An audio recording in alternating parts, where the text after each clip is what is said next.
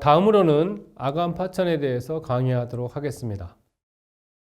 앞서 언급한 바와 같이 아간 파천은 1896년 2월 11일 고종과 측근 인사들의 요청에 주한 러시아 공사가 동의하여 고종과 왕세자가 비밀리에 주한 러시아 공사관으로 거처라는 것이 자기가 사는 곳이죠. 그렇죠? 머무는 곳을 옮긴 사건으로서 1896년 2월 11일부터 1897년 2월 25일까지 1년에 걸쳐서 진행된 사건이라고 할 수 있겠습니다. 이러한 아간 파천의 배경으로는 첫째, 일본의 대한국 지배권 강화를 우려한 러시아와 한국 관료들의 협력, 그리고 둘째, 일본의 대한국 정책에 대한 국내적 반발과 고종의 우유부단을 들 수 있을 것입니다. 우유부단이라는 말은 좀 어려운 말이죠. 여러분들한테는요.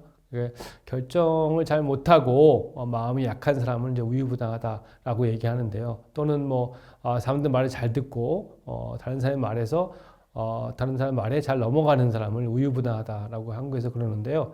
고종 자체의 성격 자체가 좀 우유부단한 면이 있습니다. 그래서 이런 아간 파천의 배경으로 두 가지를 들 수 있을 것입니다.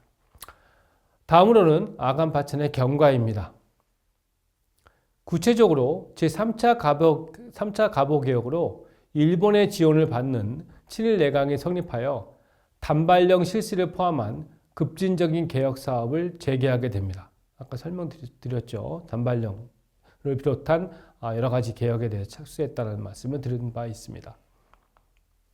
그러나 이미 을미사변, 즉 명성황후 시해 사건으로 고조되었던 국민의 반일 감정, 즉 일본에 반대하는 반일 감정이 단발령을 계기로 폭발해서 전국적인 의병 봉기를 초래하게 됩니다. 이에 김홍집 내각은 지방의 진위대라는 부대를 이용해서 의병을 진압하려고 했으나 기대에 못 미치자 중앙의 친위대 병력까지 동원해서 진압을 시도하게 됩니다.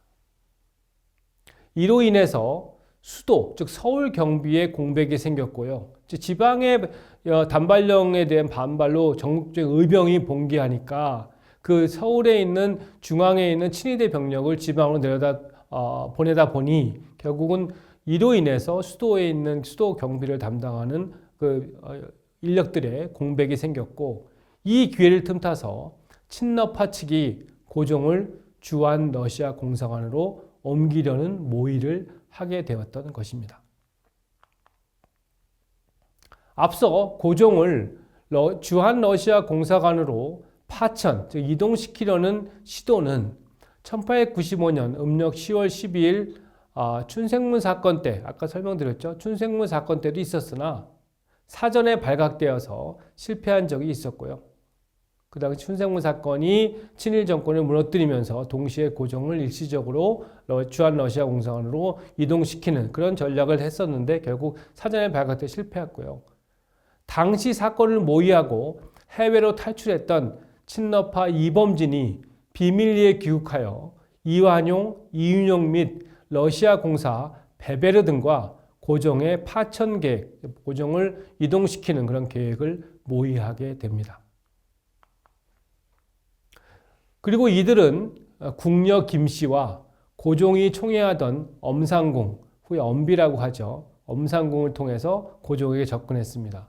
여러분들 제가 옛날에 천주교 박해할 때 말씀드렸는데, 전근대 한국에서는 여자를 천하게 보는, 여자를 좀 낮게 보는 그런 차별적 의식이 강했기 때문에 사료에도 정확한 여자의 이름이 나와 있지 않습니다. 보통 보면 대왕대비 김씨, 다음에 김상궁, 엄상궁 이렇게 나오죠. 그러니까 이름이 없고 이제 이런 궁녀 김씨와 그다음에 고종이 총애하던 엄상궁, 엄비를 통해서 고종에게 접근해서 대원군과 친일파가 고종의 폐위를 공모하고 있으니 왕실의 안전을 위해서 잠시 러시아 공사관으로 파천할 것을 종용합니다. 설득합니다.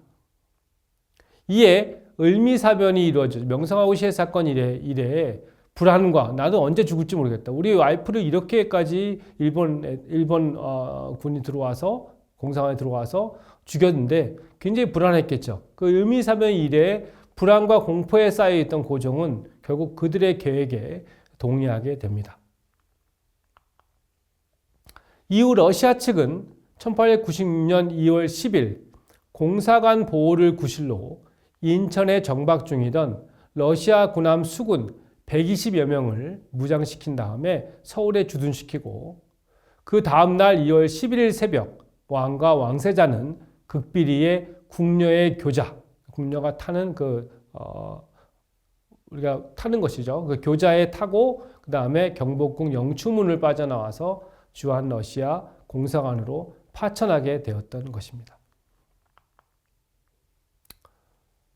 다음으로는 아관 파천의 결과를 설명하도록 하겠습니다.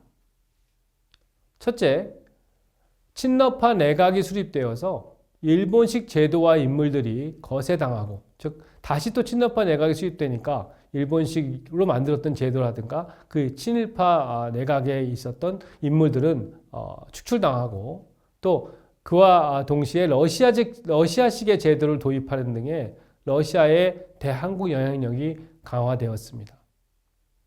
두 번째 결과는 아관 파천에 대한 열강들의 중립적 태도로 말미암아 아관 파천 자체를 인정하는 전제하에서 열강들의 대한국 경제적 이권 침탈이 자행되게 됩니다.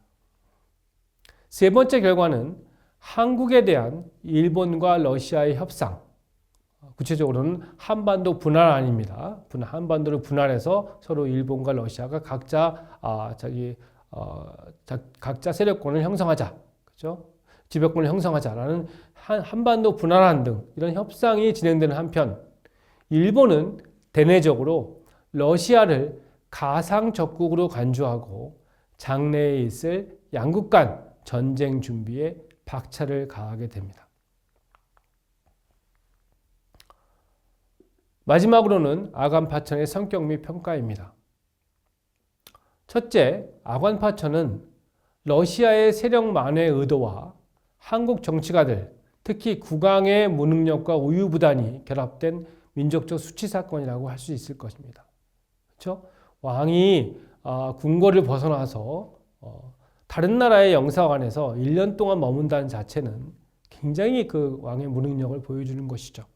그렇죠? 이것도 결국 을미사변과 마찬가지로 민족적인 수치 사건이라고 할 수 있을 것입니다.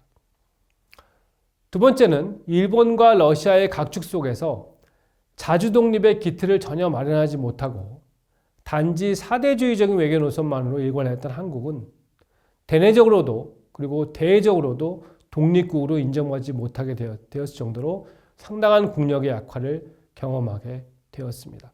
여러분들 강의 내용에서 보시다시피 친일파 내각, 다시 친러파 내각, 친일파 내각, 다시 친일파 내각 이런 식으로 또 친러파 내각 이런 식으로 계속해서 사대주의적인 외교 노선만을 전개했죠. 뭐 그 전에 친청파였지만 그래서 독자적인 어떤 개혁이라든가 국내 개혁이라든가 독립을 유지하기 위한 부국 강병의 노력보다는 어떻게 하면 정권을 유지하는 상황에서 사대주의적으로 다른 서구 열강들과 협력해서 뭘 해보려고 하는 그런 식의 정치가 진행됐기 때문에 결국 이런 것들은 남이 볼 때는 다른 나라가 볼 때는 독립국으로 인정하기 참 어려운 부분들이죠.